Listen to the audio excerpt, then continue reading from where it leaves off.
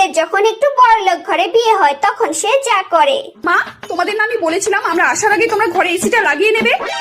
এখন এসিটা লাগাওনি, দেখো গিয়ে তোমাদের জামাইয়ের অবস্থা, গরমে ঘেমে একদম শেষ হয়ে যাচ্ছে। তো ভালো করেই জানো ওরা এসি ছাড়া 1 মিনিটও থাকে না, তাও তোমরা কেন এই কাজটা করলে? তুমি এখন এক কাজ করো, বাবাকে বলো বাজার থেকে এসি কিনে আনতে। কি বলছো? এসির আর কত টাকা দাম? তুমি জানো না ওদের বাড়িতে প্রত্যেকটা ঘরে এসি লাগানো, ইভেন ওদের কাজের লোকের ঘরেও এসি লাগানো। এই তোমাদের এই ব্যবহারের জন্য না ওর কাছে আমার মান সম্মানটা একদম শেষ হয়ে যাচ্ছে। মা, এই লুচির সাথে বাসি মাংস কাকে খেতে দিচ্ছ? হায় ভগবান, তুমি এসব কি করছো? তোমাদের জামাইকে বাসি মাংস খেতে দিচ্ছ? ও বলেছে মানে? হ্যাঁ দেখো, এখন ফর্মালিটির জন্য হয়তো ও বলতেই পারে, তাই বলে কি তুমি ওকে বাসি মাংস খেতে দেবে? না না না, ওকে এসব একদম দেওয়া যাবে না। আর তোমাকে আমি বলেছিলাম না যে ও সকালবেলা বিদেশি ব্রেকফাস্ট করে? তোমরা সেগুলোর আয়োজন না করে এসব বাসির মাংস লুচি এসব খেতে দিচ্ছ? আরে আস্তে আস্তে, তোমরা এত জোরে কথা বলছো কেন? ও পাশের রুমে রেস্ট করছে তো, ওর ঘুমটা ভেঙে যাবে না।